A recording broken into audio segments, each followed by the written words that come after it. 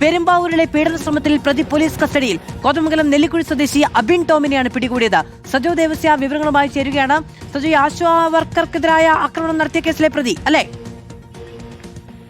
മാധു, അതെ. ആശാവർക്കറായ യുവതിക്ക് നേരെ വീട് കയറി ആക്രമണം നടത്തിയ കേസിലെ പ്രതി ആണ് ഇപ്പോൾ പെരുമ്പാവൂർ പോലീസ് പിടികൂടിയിരിക്കുന്നത്. കോതമംഗലം നെല്ലിക്കുഴി സ്വദേശി അബിൻ ടോമിയെയാണ് അല്പസമയം മുൻപ് പെരുമ്പാവൂർ പോലീസ് പിടികൂടിയത്. ഈ കേസിലേക്ക് നയിച്ച സാഹചര്യമടക്കം വിശദമായി പരിശോധിച്ചു വരുന്നതേ ഉള്ളൂ. ഇയാളെ നേരത്തെ തിരിച്ചറിഞ്ഞതാണ്.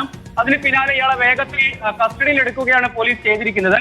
മറ്റ് സംഭവങ്ങൾ എന്താണ് എന്ന് വിശദമായി പരിശോധിച്ചാലേ വ്യക്തത വരികയുള്ളൂ എന്നാണ് പോലീസ് പറയുന്നത്. അതായത് ഇയാൾ മോഷണ ശ്രമം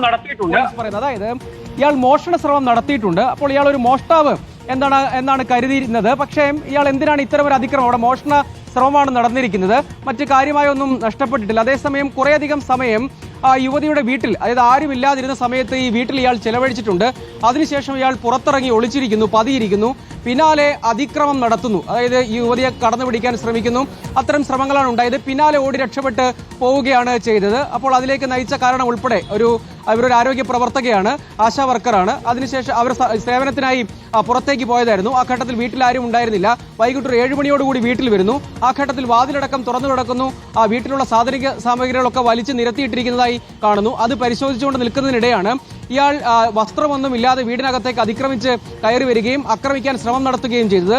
പിന്നാലെ യുവതി കുതറിയോടി പുറത്തേക്ക് മാറുകയും നിലവിളിക്കുകയുമായിരുന്നു. ആ ഘട്ടത്തിൽ ഇയാൾ ഓടി രക്ഷപ്പെട്ടു. അപ്പോൾ ഇയാളുടെ ലക്ഷ്യം എന്താണ്, ഇവിടെ പതിയിരുന്ന് ഈ ആക്രമണം ആസൂത്രണം ചെയ്തതിന്റെ പ്രകോപനം എന്താണ് എന്ന് തുടങ്ങിയുള്ള കാര്യത്തിലേക്ക് പോകണം. അതായത് ഒരു മോഷ്ടാവിന്റെ റോളിൽ വരുന്നു, അതിനുശേഷം മറ്റൊരു അതിക്രമം കൂടി നടത്തുന്നു. ഏതായാലും ഇയാൾക്കെതിരെ ലൈംഗിക അതിക്രമ ശ്രമം, മോഷണ ശ്രമം, അതിക്രമിച്ച് കടക്കൽ എന്ന് തുടങ്ങി വിവിധ വകുപ്പുകൾ ചുമത്തിയാണ് കേസെടുത്തിരുന്നത്. ഇയാളെ കസ്റ്റഡിയിൽ എടുത്തിട്ടുണ്ട്. വൈകാതെ അറസ്റ്റ് രേഖപ്പെടുത്തും. അപ്പോൾ ഇയാൾ ഇത് ആസൂത്രണം ചെയ്തതിന്റെ ലക്ഷ്യം എന്താണ്, ഇയാൾ മറ്റ് മോഷണമടക്കമുള്ള കേസുകളിൽ പ്രതിയാണോ എന്നിവയെല്ലാം വിശദമായി പരിശോധിച്ചു വരുന്നുവെന്നാണ് പോലീസ് വ്യക്തമാക്കുന്നത്.